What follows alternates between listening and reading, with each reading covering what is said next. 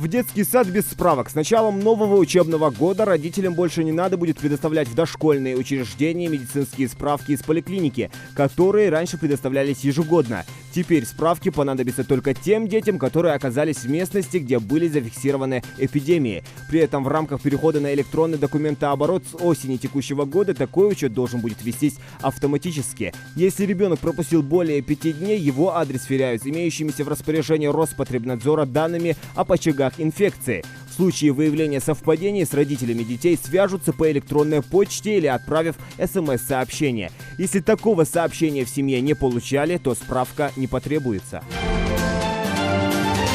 Повышение сельских пенсий. С 1 сентября завершается перерасчет выплат неработающим сельским пенсионерам. Страховые пенсии в этом году проиндексировали на 7,5%. Однако эту категорию граждан ждет дополнительная прибавка, которая составляет 25% от суммы ежемесячной фиксированной выплаты. В среднем речь идет об увеличении пенсии примерно на 1300 рублей в месяц. Претендовать на нее могут жители сельской местности, которые имеют стаж работы в сельском хозяйстве. Касается новая мера представителей определенных профессий. Всего в перечне их около 500.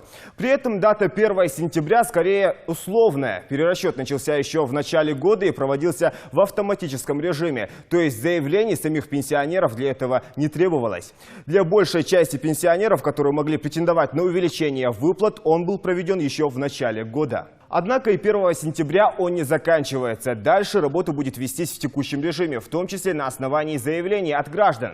То есть те, кто считает, что попадают в указанную категорию, но те, чья пенсия к началу осени осталась прежней, могут самостоятельно обратиться в пенсионный фонд, чтобы уточнить причины и, если потребуется, донести необходимые документы. Работа, как заверяют в ПФР, будет продолжаться и в следующем году. Соль на дроны. С начала сентября владельцы беспилотных летательных аппаратов, в том числе небольших игрушечных дронов, должны будут ставить их на официальный учет. Для этого потребуется указать свои контактные данные и СНИЛС. Рассматривать заявление и вести реестр будут в Росавиации. Заявления с фотографией беспилотника должны быть отправлены почтовым отправлением через портал учета беспилотных судов или через единый портал госуслуг. Какое наказание предусмотрено для тех, кто не уведомит официальные органы о таких устройствах, неясно. Однако за нарушение федеральных правил использования воздушного пространства может грозить штраф в размере от 2 до 5 тысяч рублей. И это только для физлиц. Борьба с билетной мафией. В начале осени в силу вступают новые правила продажи билетов в театр, музеи, на концерты и другие культурные и развлекательные мероприятия.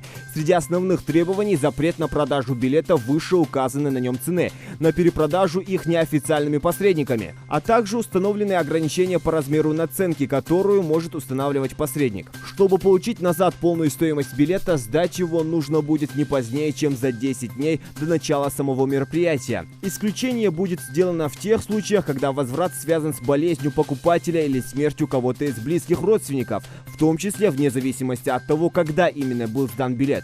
Можно будет получить назад его полную стоимость. Поверьте, что нашему комитету стоило огромных усилий, и вот именно на это было затрачено такое значительное количество времени, на то, чтобы свести интересы всех сторон, которые участвуют в данном процессе реализации и возврата билетов. Мы собирали несколько рабочих совещаний. Они происходили чрезвычайно бурно, потому что, как выяснилось, даже в сообществе не было единства мнений по тому, как этот вопрос должен был регулироваться. Мы и сегодня считаем, что следовало регулировать эти нормы через закон о защите прав потребителя, а не через главный отраслевой закон. Добровольно без отсрочки. Еще один закон, который вступил в силу с 1 сентября, предполагает внесение изменений в статьи закона о воинской обязанности и военной службе. В новой редакции некоторым из них предоставляется право добровольно отказаться от отсрочки или полного освобождения от призыва. Сообщить о таком желании можно будет, обратившись с заявлением в приемную комиссию военкомата.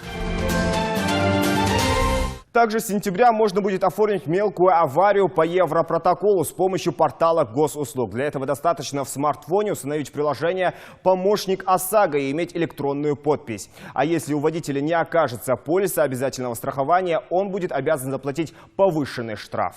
Культурные нормативы и родной язык для школьников. В 8 пилотных регионах с сентября начнут действовать так называемые культурные нормативы. Сдавать их дети могут на добровольных началах. В ряде российских школ в новом учебном году обязательными могут стать уроки шахмат.